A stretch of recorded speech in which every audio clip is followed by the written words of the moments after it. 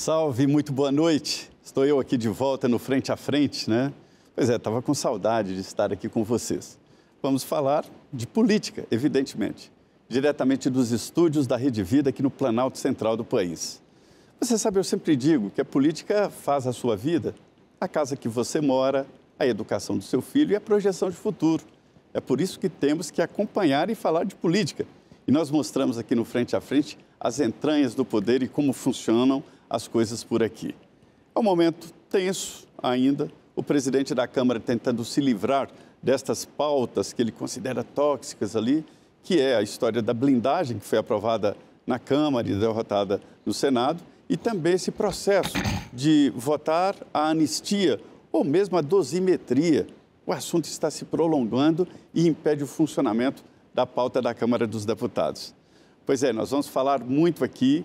Puxa a cadeira, nos acompanhe. Hoje aqui o doutor Luiz Ovando, né, deputado do PP, que tem uma atuação muito forte na Câmara dos Deputados, principalmente na área de saúde e, veja bem, a preservação da qualidade de vida, né, cuidar de idosos. Isto é muito importante porque o Brasil está ficando um país de idosos, né? Muito obrigado, deputado, por estar aqui nos estúdios da Rede Vida. Zé Maria, eu que agradeço. É uma satisfação sempre poder conversar com você e ouvi-lo, né? Hoje eu que vou ouvir o senhor. Nos muitos meios de comunicação, né? Não, eu ouvi-lo, mas aqui nós vamos conversar, né? Vamos trocar ideias. E é uma satisfação. E aqui o meu abraço a todos os telespectadores do Frente a Frente. Pois é, vocês devem estar sentindo falta aqui da minha parceira de sempre, Denise Rotenburg. Ela teve imprevisto, ela perdeu um irmão, está de luto, né? A nossa total solidariedade à família, aos amigos, né? Era uma pessoa maravilhosa. E a Denise volta na próxima semana. Mas, doutor, eu falava sobre o país que está ficando velho, né? Isso a gente vê no dia a dia, as filas preferenciais estão cada vez maiores, né? O que pode se fazer em termos de políticas públicas para melhorar a qualidade de vida de agora uma população mais idosa, né? Zé Maria, eu gosto de ouvir o termo política pública, mas eu não gosto do reflexo que traz a palavra política pública. Vou explicar rapidinho. De uma maneira geral, nós vivemos hoje um regime, sem dúvida, democrático, mas recheado e lapidado basicamente por questões ideológicas socialistas. E o socialismo, ele visa basicamente colocar a sua força no direcionamento da vida do cidadão. Então isso a gente chama de controle estatal. E eu sou basicamente pelo autocontrole, em que você pode decidir, baseado em naturalmente conhecimento, o que você quer fazer de determinadas situações. Quando a gente fala em política pública do idoso, eu já tive na Câmara, na Comissão de Saúde, inclusive posicionamentos até contundentes, porque o que acontece de uma maneira geral em muitos lugares? Por falar disso, hoje é dia do idoso, 1º de outubro. E o que a gente vê em muitos lugares? Em que as pessoas chegam com uma fórmula mágica para o idoso, dizer assim, o idoso tem que dançar, o idoso tem que jogar cartas, o idoso tem que fazer trabalhos manuais, o idoso tem que fazer isso e aquilo, mas não pergunta para o idoso o que ele quer fazer, o que ele pode fazer. Então, na verdade, a questão da política pública eu vejo assim como um aceno que o Estado tem que dar em termos de opção, não de imposição. E nós temos vivido uma sociedade cada vez mais impositiva, né? Infelizmente, em que o indivíduo não tem eu levantei essa questão, uma senhora no fim, ela falou, doutor, graças a Deus, que alguém veio falar em nosso benefício, porque tudo que você vai, o pessoal quer fazer você dançar, quer fazer você jogar carta, quer fazer você jogar isso, jogar aquilo, fazer assim ou fazer assado. E, na verdade, nós estamos deixando e perdendo uma potencialidade gigantesca do idoso, que é a sua experiência, aquilo que ele pode legar à sociedade. O deputado doutor Luiz Evandro, ele é cardiologista, né? Pode responder uma dúvida que eu tenho. Eu tenho uma certeza pessoal de que não se pode tratar o idoso de uma forma geral, porque cada ser humano tem uma expectativa, tem um posicionamento e uma condição física. É assim, quer dizer, não se pode tratar a pessoa pela idade, mas pela condição de cada um. Sem dúvida, pelo seu condicionamento físico, né? Existe, a gente sabe, tem uma classificação que a gente chama de idoso frágil. O que é o idoso frágil? É aquele indivíduo que tem dificuldade para se equilibrar. É aquele indivíduo que, por si só, ele não levanta da cadeira. Ele precisa usar os braços. Tem tontura. A caminhada é de passos arrastados. Então, esse indivíduo tem muito mais chance de complicar. E o que é interessante, recentemente, numa pesquisa mostrando, tentando correlacionar esses itens da fragilidade do idoso com problemas no coração, percebeu-se que o átrio esquerdo no idoso frágil é maior, ou seja, a pressão no ventrículo esquerdo, por isso o átrio não drena com facilidade. O átrio é uma cavidade que vem logo depois do ventrículo. Então o átrio aqui ele cresce porque a pressão aqui no ventrículo é maior e ele não drena com facilidade. Além disso, o sistema de condução é retardado, é mais. E tem um refluxo, que a gente chama de refluxo tricúspide, do lado direito, e que reflete a pressão válvula, né? Da válvula que reflete a pressão pulmonar, mostrando que também o idoso frágil tem tendências a complicações cardiovasculares, além da fibrose, o coração endurecido e outras alterações. Isso não acontece por acaso. Nós tivemos na Câmara agora uma reunião muito importante, exatamente discutindo, né, sobre a situação do Brasil.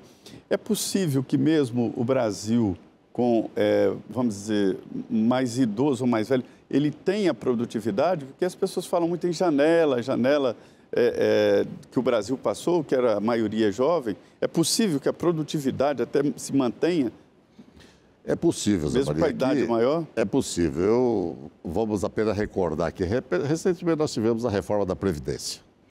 E eu levei muita bordoada, exatamente porque quando o indivíduo chega dos 60 anos, ele quer sair da escola. Sair da escola que eu digo, o professor. Tem que aposentar porque não tem condição. Eu falei, agora que ele tem condição.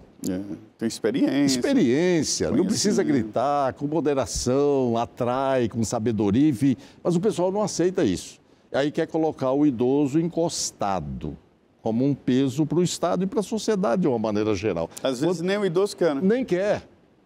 Então, quando na verdade ele poderia estar contribuindo. Então, além na verdade, do que, dependendo da profissão, quer dizer, um pedreiro de 60 anos já começa... Por exemplo, um policial, né? A não ser que ele seja indivíduo que esteja constantemente em atividade física, malhando, exercitando, o que não é impossível. Você pode perfeitamente fazer isso, né? Então, você pode, né, usar a experiência do idoso e isso faz com que você faça prevenção de doença de comprometimento cognitivo, o chamado Alzheimer.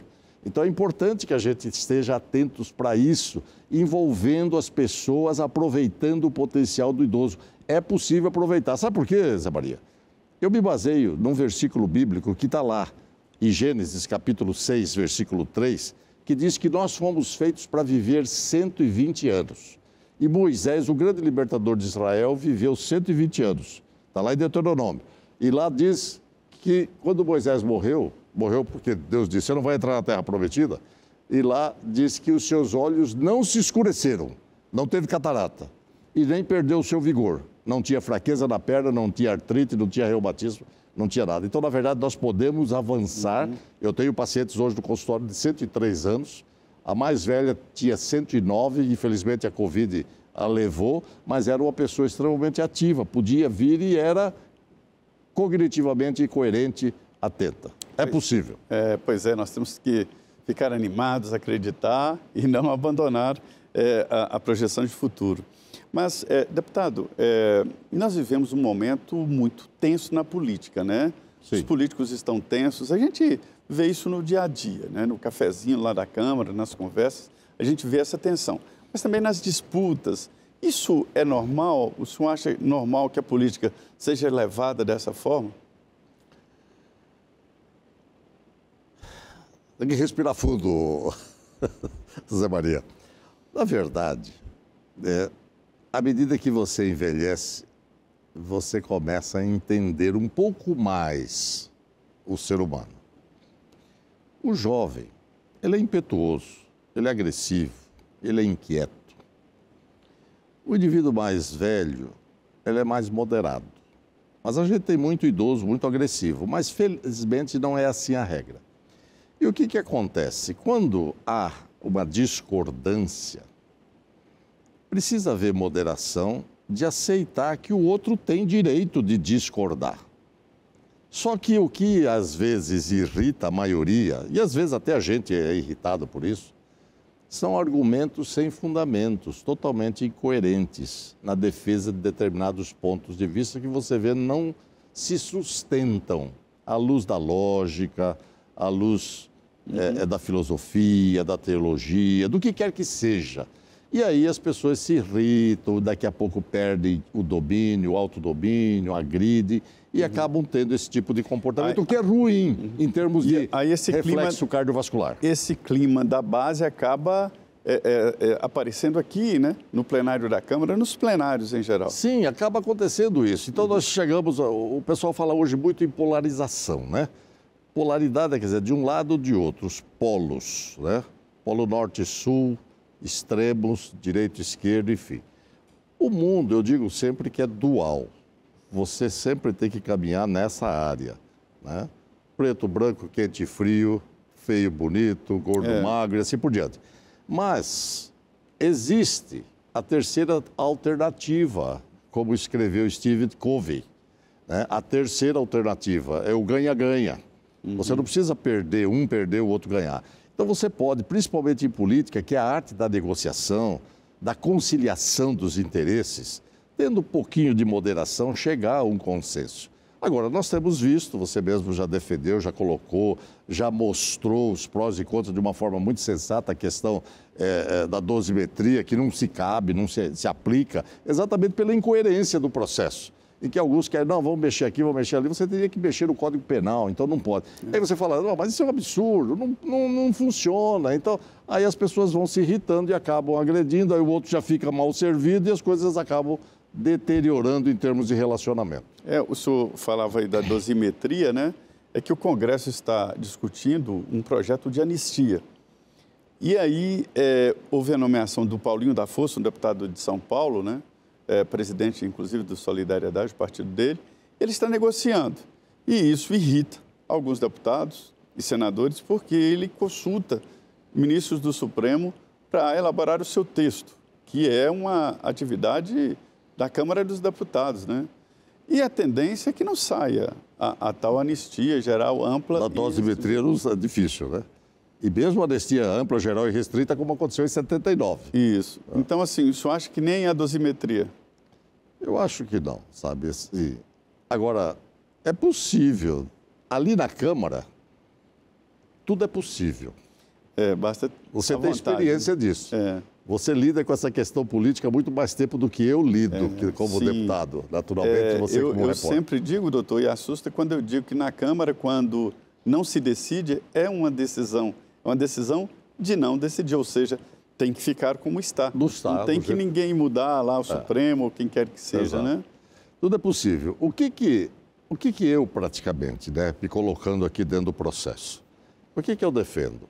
Quando a gente fala em anistia, né, o Estado, está perdoando pessoas comprovadamente culpadas e condenadas. A minha grande angústia com a anistia é que ela não alcança a acepção ampla da palavra. Porque nós prendemos, nós que eu digo o Estado brasileiro, representado pelo STF, prendemos pessoas que simplesmente estavam passando por lá ou que viram o tumulto, participando de uma manifestação que é legítima, entraram nos prédios específicos do STF, do Planalto e da Câmara e do Senado. E aí elas foram pegas, julgadas e condenadas excessivamente, sem apoio do Código Penal. E nem também da Corte, porque a Corte não tinha que estar fazendo isso daí. Isso aí era julgamento de primeira e segunda instância. Né? Então, na verdade, quando a gente fala anistia, nós estamos falando em culpabilidade que está sendo perdoada. E aí tem um viés de expressão, de conceito, que eu não concordo. Agora, eu gostaria de ver esse pessoal todo que não lesou patrimônio, não depredou estrutura de um desses palácios, né? Que fossem libertos e toda a sua ficha limpa, sem nenhuma restrição social e política. É diferente ali da anistia, do perdão. O perdão, ele aparece em todas as constituições do mundo, né? É privativo do presidente da República e se faz por questões humanitárias. A anistia, não. Já é um perdão de uma fase da história do Brasil. Salve, seja bem-vindo. Obrigado por acompanhar aqui essa conversa boa no Frente a Frente, diretamente dos estúdios da Rede Vida, aqui em Brasília, o Planalto Central do país. Nós estamos hoje aqui com o deputado Dr. Luiz Ovando, ele é do PP, do Mato Grosso do Sul, né? Um médico cardiologista que entrou para a política. É bom que a política tenha mesmo representantes de vários setores, né? E nós, falando aqui de política, a gente chega à conclusão de que política mexe, né, doutor? O senhor viu que eu abri aqui falando de política? Há um certo, vamos dizer assim, uma certa resistência de setores sobre a política, né? Isso não é bom, porque de uma forma ou de outra tem que ter político. Não tem jeito. Né? Não tem, é barbárie. Onde há dois discutindo, já há política. Eu costumo dizer sempre, Zé, isso não são frases minhas, nem conclusões minhas, mas que a política é a única ciência que depende da presença humana. Se você olhar todas as outras ciências, elas existem antes do homem. Mas a política não. A política só existe com a presença do homem, gênero. Né? Então, na verdade, quando as pessoas se reúnem, nós estamos aqui numa conversa, aqui há política. Está fazendo política, né? Há naturalmente. O senhor abandonou o consultório ou continua? Não, eu continuo trabalhando. Eu digo sempre brincando, falo assim, o pessoal me enganou. Falou que deputado ganhava dinheiro. Não ganha, eu tenho que continuar sendo médico, não tem jeito. Olha que ganha. Verdade, estou falando para você. Aí o senhor atende como é que é? Como o senhor divide assim? Normalmente aqui a gente está em Brasília, na terça eu chego aqui de madrugada, às 7 horas, né, da manhã, eu saio de madrugada de Campo Grande, o voo é direto. Quarta-feira e quinta-feira pela manhã a gente volta. Né? Não tem mais nada, você pode votar e qualquer decisão é pelo Infoleg. Aí o senhor atende lá no seu consultório? Eu atendo meu consultório segunda tarde, quinta tarde e sexta tarde. Nos outros dias de manhã, eu estou aqui ou estou no escritório político lá em Campo Grande. O senador Nelsinho Trade, também médico, médico. Também diz que continua atendendo normalmente. Sim, e existem muitos médicos no Congresso Nacional. A gente falava de política, o médico está ali no dia a dia, né, das pessoas, lá na base, conhece o sofrimento, porque quando o paciente chega no consultório, ele traz não só as dores do corpo, mas também as dores da alma e a interpretação do mundo, e o médico acaba sendo um bálsamo também até para doenças extracorpore, né? Verdade. A gente tem que aprender ao longo da vida. Você, quando é jovem, você não é muito ligado, né? A paciência é pequena e tal, mas você aprende a exercitar a paciência, a tolerância e a compreender o ser humano. Isso vem com os anos. Este ano, aqui apenas aproveitando a oportunidade, eu quero dividir com você e com seus telespectadores, este ano eu completo 50 anos de graduado em medicina, em 1975. Isso, para mim, é um grande privilégio, ter trabalhado até então. Né? Deus tem me concedido saúde e, felizmente, nós estamos aí na atuação. E quando você ouve o paciente, você vai entendendo, né? Nós conversávamos nos bastidores aqui sobre várias questões, inclusive os pacientes abrem o coração e dizem, doutor, estou vivendo isso, aquilo, o que o senhor acha? Mas muitos, às vezes, não perguntam, eles querem apenas dividir com você aquele sofrimento que, às vezes, não é físico, mas que, através do psíquico, ele acaba externando ou aparentando, ou apresentando alguma alteração funcional fisiológica. Uma das funções mais importantes do Estado, e a Constituição garante, a saúde, né? Sim. A Constituição diz que é o direito de todos e o dever do Estado. E nós estamos vivendo um momento, deputado, em que se questiona muito essa competência, esse poder do Estado em cuidar da saúde. Ou seja, colocando já em dúvida um debate sobre o SUS, né, o Sistema Único de Saúde, que é próprio do Brasil. Existem os constituintes foram buscar na Inglaterra esse modelo, né? Você acha um modelo bom, o do SUS? Zé Maria, o modelo SUS é quase perfeito. Eu vou explicar por quê. Se você pensar num programa de urgência, emergência, tem o SAMU. Funciona que é uma beleza. Se você pensar num programa de transplante, qualquer tipo de transplante, funciona que é uma beleza. Toda alta complexidade é Toda SUS, alta complexidade funciona e hoje o país está servido e protegido. Às vezes demora um pouquinho, mas no Canadá demora também. Você sabe onde que falha o SUS? É na atenção primária, é na atenção básica. Nós temos hoje muitos médicos sendo formados por mais de 450 escolas médicas, o que é um absurdo. E aqui eu alerto a população que só a Dilma, nos 6 anos de governo, ela criou 151 escolas médicas. Claro, dá dinheiro, né? Exato. E aí o que fez? Jogou para cima da iniciativa privada e FIES financiando. Então, todas as vezes, quando você faz esse tipo de coisa, você mercantiliza uma coisa muito importante, que é a formação do profissional. E hoje, nós temos debatido isso, que eu tenho falado aqui, nós falamos lá, inclusive para o MEC, para as reuniões e audiência pública do Senado, né? O MEC não tem fiscalizado essas escolas e está jogando no mercado profissionais que não estão resolvendo o problema. Eles ficam em grandes cidades, não vão para o interior. Vitória do Espírito Santo tem aproximadamente 18 médicos por 1.000 habitantes, ao passo que cidades do interior do Piauí não chega a 0,7. Né? Mato Grosso do Sul tem em torno de 3,6 o interior do estado todo e a cidade, Campo Grande, capital, em torno de 5,5. Hoje o Brasil tem em torno de 2,8 médicos por 1.000 habitantes, nós vamos chegar já em 2030 a 3. Em 2035 nós vamos chegar a 5 por 1.000. Agora, precisa resolver. Tem que resolver. Então aí é uma qualidade, é uma questão de exigência do MEC. Quando o senhor fala em atendimento básico, é das UPAs, é? Não só a UPA. Mas básico que eu digo é aquela atenção que o indivíduo chega. Eu estou com pressão alta, doutor. Eu estou com dor de cabeça, eu estou com tontura, minha vista está ardendo, estou com zumbido, o ouvido está entupido, estou com uma pontada no peito, tive uma diarreia.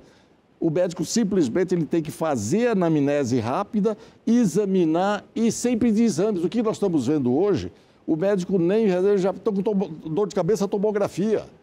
Isso encarece a medicina, fica inviável e não resolve. Inclusive os planos, né? Exato, mas protela. Então, nós precisamos mudar isso. Eu estou dizendo isso aqui baseado em conhecimento lá no meu estado. E no Brasil não é diferente. Nós temos cidades lá que, numa semana, Zé, eles andam nas estradas 27.000 quilômetros, numa semana, transportando paciente para lá para cá. Os grandes hospitais, os hospitais terciários, como a Santa Casa de Campo Grande, o Hospital Universitário Regional, que são grandes hospitais lá em Campo Grande, eles não aguentam. Não tem jeito, está sempre sobrecarregado. Porque o gasto é muito grande, o paciente chega complicado, que não se fez o diagnóstico quando se devia, e assim sucessivamente. Então, o SUS não funciona na base. E nós temos projeto aqui, inclusive, de fazer para resgatar a identidade do médico, né? A relação médico-paciente. Projeto 4502 de 2019 que nós colocamos é você, médico, se quiser, você se credenciar pelo SUS para você atender e receber o paciente no seu consultório do SUS. Sim. E receber diretamente do governo.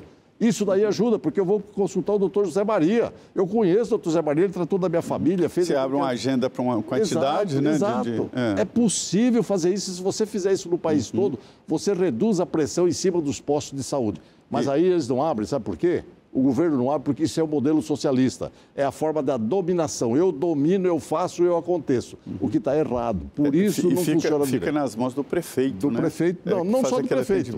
Não só do prefeito, mas principalmente do modelo sistêmico nacional. Recentemente eu vi, deputado, que o senhor está envolvido num debate muito importante, que é a exigência de uma prova. Assim como tem a OAB do advogado, né, e a impressão que o senhor me passou é que isso vai acontecer, uma prova para o médico exercer a profissão.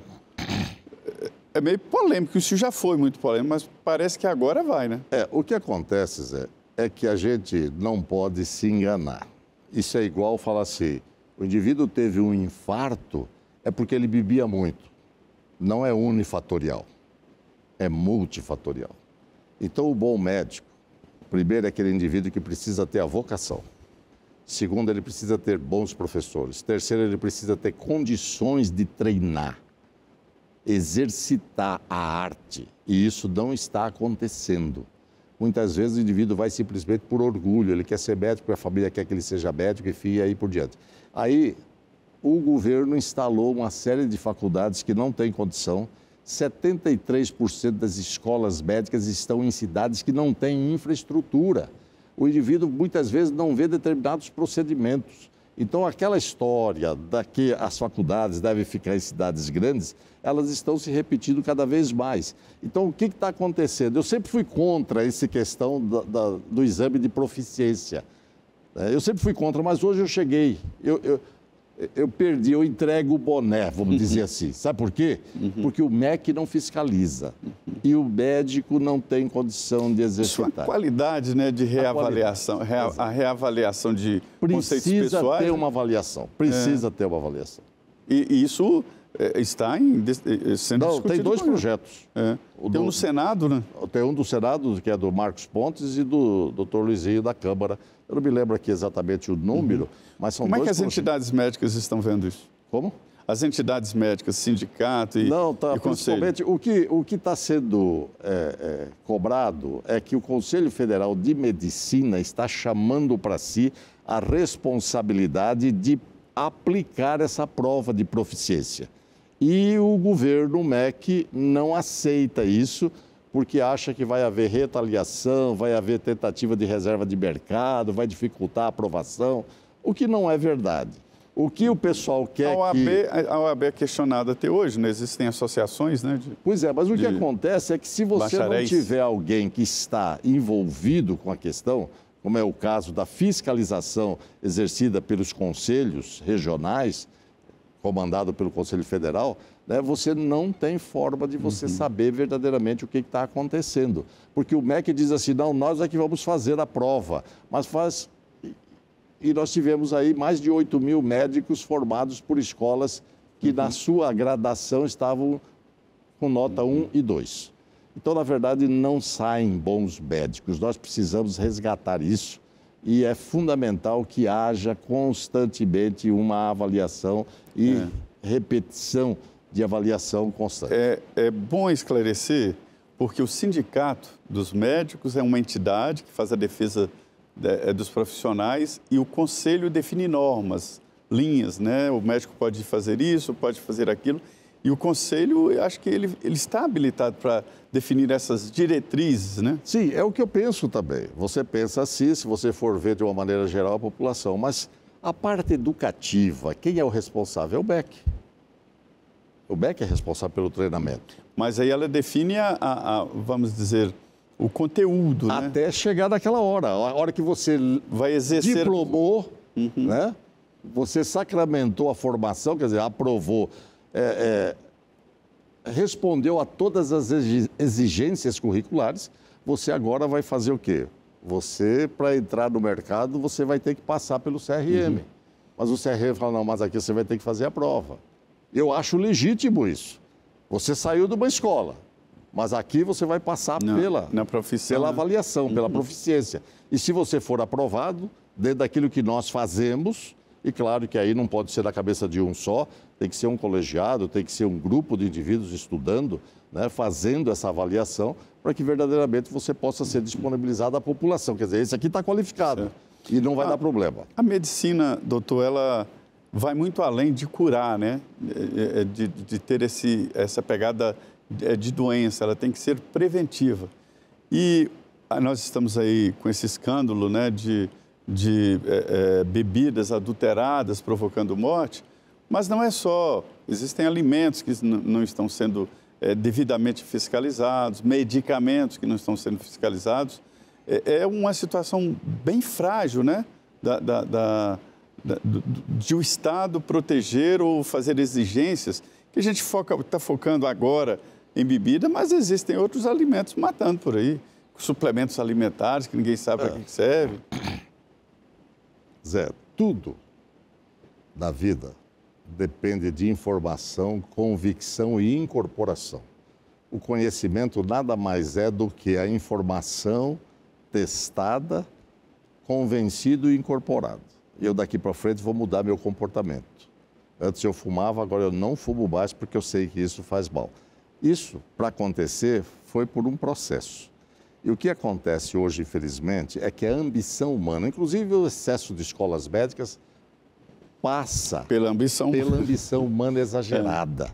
E aí o indivíduo destrói a Amazônia, pega fogo em tal lugar, adultera remédio, mente para cá, mente para lá. Então, na verdade, antes, tudo aí que existe em termos de resultado está na dependência básica da formação do homem em si. Nós precisamos ter um governo que comece a primar pelas virtudes, em princípio. Se nós não atentarmos para isso, nós não vamos conseguir. Pode ter a lei que existir, porque a lei e a proibição leva à corrupção. Isso está na Bíblia. E a Bíblia é um livro que não erra. Não, nunca. Entendeu? Então, infelizmente, nós precisamos, além de ter determinadas exigências através das leis, nós precisamos trabalhar para modificar comportamento, valores e princípios. O que, infelizmente, no Brasil está cada vez mais sendo deixado de lado. E aí não vai adiantar. Pode ter lei que vier. Nós vamos continuar correndo atrás do prejuízo. É, sério. Salve, olha, é bom ter você acompanhando aqui essa conversa boa, diretamente dos estúdios da Rede Vida, aqui no Planalto Central do país, Brasília, né? E nós acompanhamos a atividade política, o dia a dia, mostrando a vocês entranhas de como funciona essa parte da política em que as pessoas trazem ideias, pensamentos, que você tem a oportunidade de conhecer de perto o pensamento ali dos políticos. Portanto, eu sinto falta de debates amplos, né? Que antes, eu sou de um tempo que se discutia muito ideias partidárias. Hoje os partidos se transformaram em praças, né? Ninguém sabe muito bem a diferença do PP, que é o partido do senhor, do União Brasil e do Solidariedade, e, enfim, de outros partidos. O que aconteceu na política, deputado, que virou essa massa, né? Na verdade, você vê um país onde tinha, eu não sei nem quantos partidos tem agora, mas era em torno de 33, 35. Já chegou a 34, com 32 representantes, 22 representantes no Congresso Nacional. E 70 pedidos no TSE, ou seja, ficaríamos com 100 partidos políticos. 100 partidos. Não há 100 ideologias políticas do país, né? Não tem. O que a gente tem que entender é que o socialismo é importante, não o comunismo. Quando a gente fala em comunismo, a gente pensa na violência que ceifou a vida de milhões, né? A gente deixa de lado isso aí, ditadura, imposição e tal. Mas o socialismo, ele faz parte da sociedade. Você tem que proteger o cidadão em determinadas situações. O Estado tem que ser forte. Doutor, eu aprendi no debate do Bolsa Família, lá atrás, ainda no governo Bolsonaro, da nossa nova Bolsa Família, e fiquei surpreso, que os países mais desenvolvidos do mundo têm uma parcela ali de problema social e de necessidade de atuação do Estado. Eu vou dizer assim para você, experiência minha. Eu estudei nos Estados Unidos um certo tempo, praticamente 2 anos, no estado de Minnesota, um dos estados mais ricos dos Estados Unidos. E eles tinham uma assistência social muito presente, principalmente com estrangeiros, quando nós chegamos lá. Eles nos visitaram, queriam saber de onde que nós tínhamos o recurso, o que nós fomos fazer. Eu fui estudar na Universidade de Minnesota. A minha mulher começou a trabalhar depois de fazer um treinamento em babysitter, cuidando de crianças, que ela sempre gostou disso, né? E o pessoal juntava alimentos para ajudar as pessoas, inclusive pagando aluguel de casas. Nós não precisávamos disso, porque eu era professor da universidade, recebia, enfim, mas a gente ajudava nisso. Então você, em determinadas circunstâncias, você enfrenta altos e baixos da vida. E aí você precisa da mão estendida do Estado para te proteger, mas por um determinado tempo. E ele te dá para te devolver à sociedade, para você continuar exercitando o seu potencial, aprimorando a sua experiência, conhecimento. Isso é preciso ter 2 lados. O liberalismo, te dando liberdade de atuação, e o outro lado para te proteger na adversidade.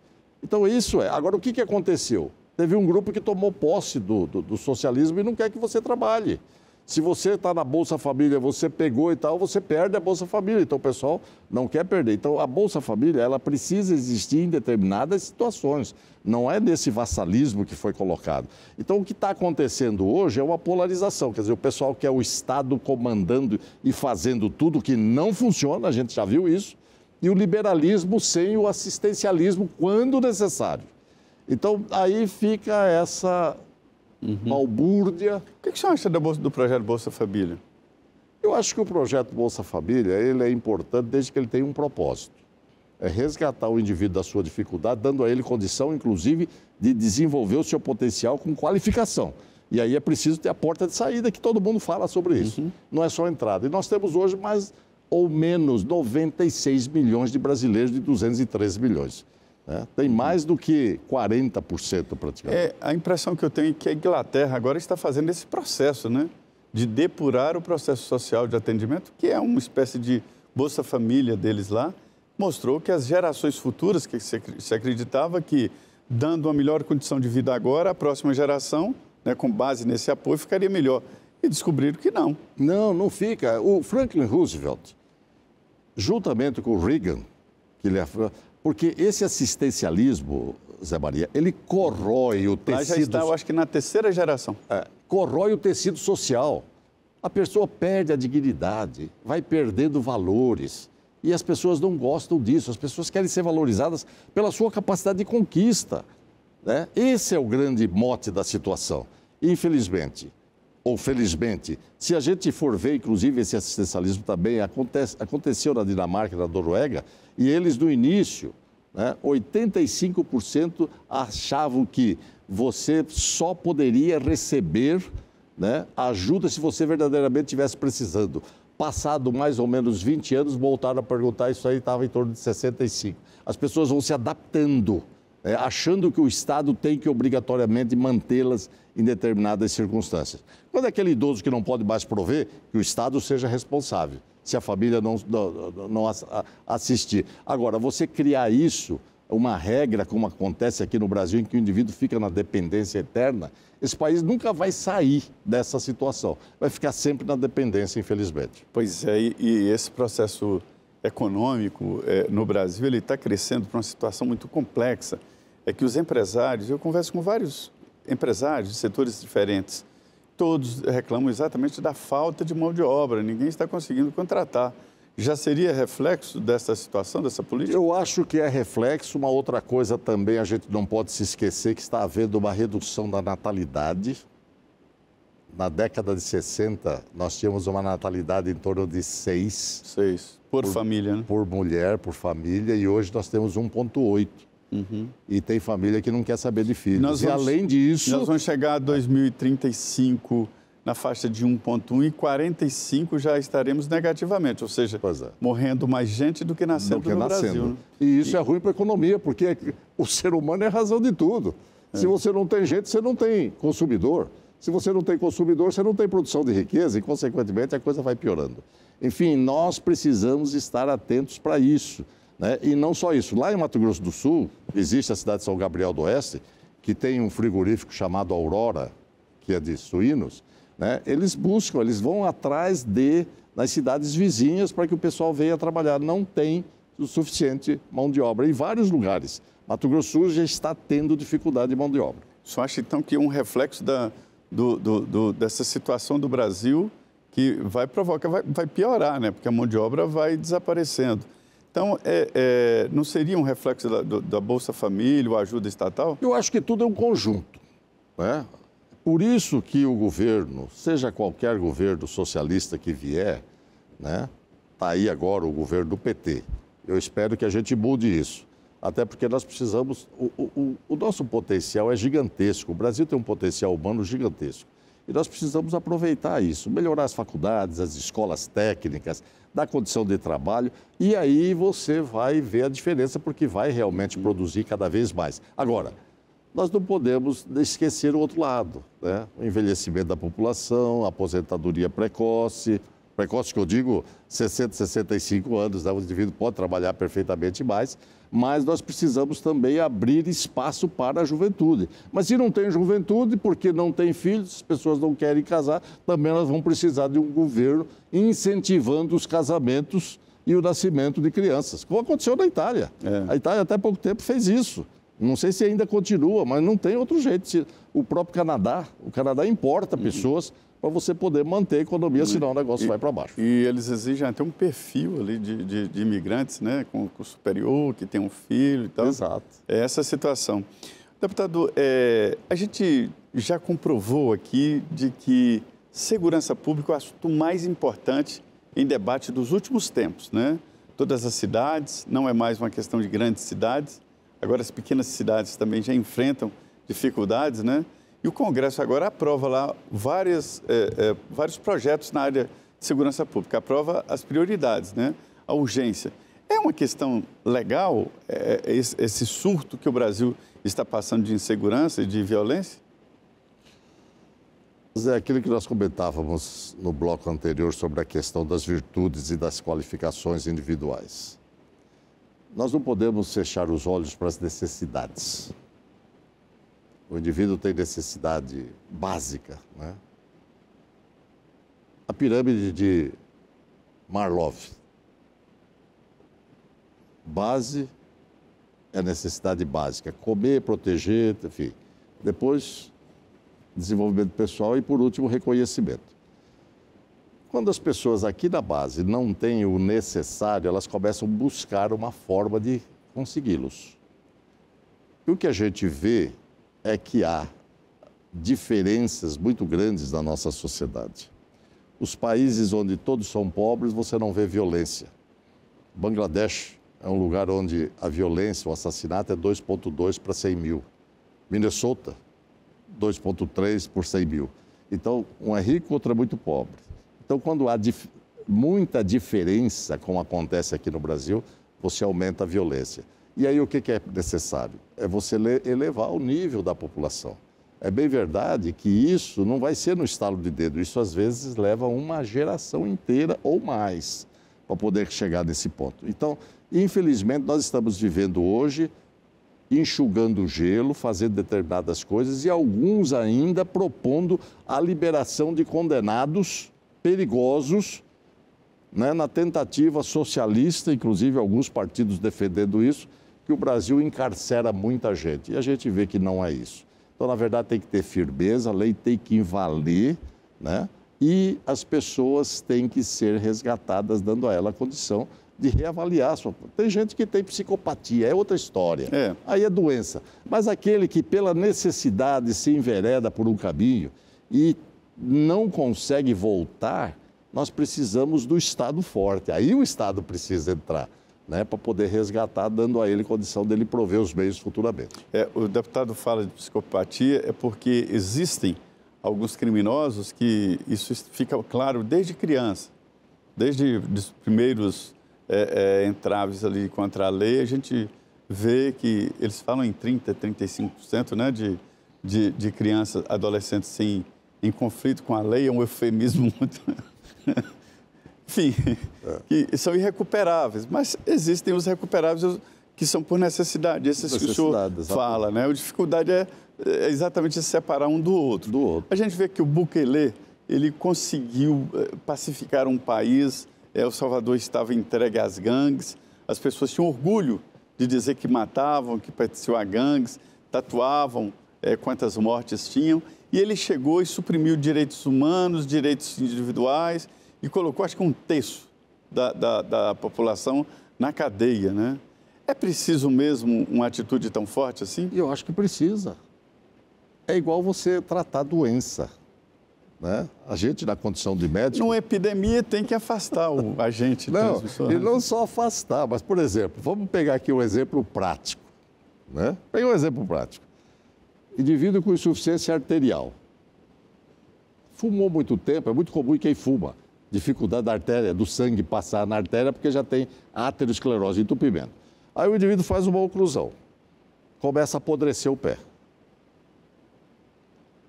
começa a dificultar.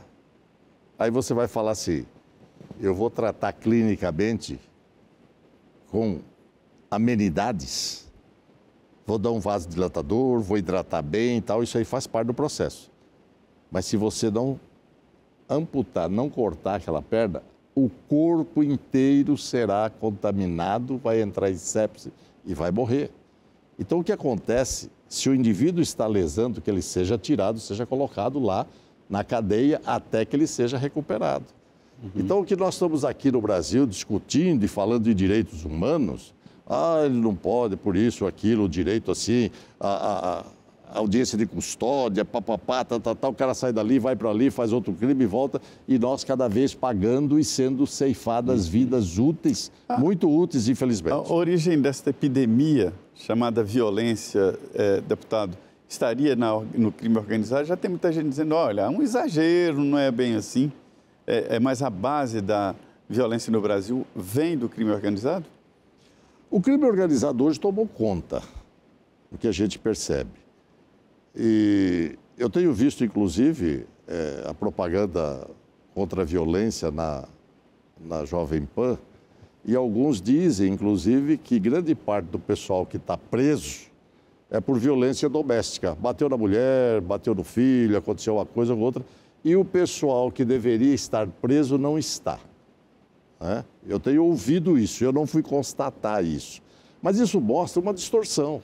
Quer dizer, aquele que é lesivo, que não segue as normas e regras de convívio social adequado numa comunidade, está sendo priorizado por uma série de leis que deixam o indivíduo solto fazendo aquilo que ele quer, ao passo que outros acabam se enclausurando porque não têm segurança de sair. Então é preciso separar. O crime organizado precisa ser combatido.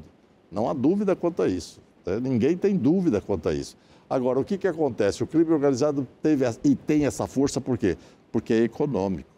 Então, o primeiro combate, né, das nossas autoridades é através da inteligência descobrir onde está. O Brasil está fazendo um trabalho bom, mas a coisa está tão infiltrada que eu acho que vai levar algum tempo para poder, inclusive, erradicar. Esse é o problema. Pois é, o Frente a Frente é assim, mostra a você aqui o pensamento de cada um dos parlamentares e para que você faça a sua opinião. Deputado, muito obrigado. Sua participação aqui no Frente a Frente, a vinda aqui aos estúdios da Rede Vida. Zé, eu que agradeço. É sempre muito bom conversar com você, porque você é um repórter amplo, eclético, sábio, né? E experiente acima de tudo. Muito obrigado. Grande saudação a todos os seus ouvintes e telespectadores. Eu que agradeço e agradeço a você por acompanhar aqui a nossa conversa. É isso aí. Muito obrigado, muito boa noite. Continue aqui na Rede Vida. Começa agora o Jornal da Vida com todas as notícias nacionais e internacionais. Obrigado. Boa noite.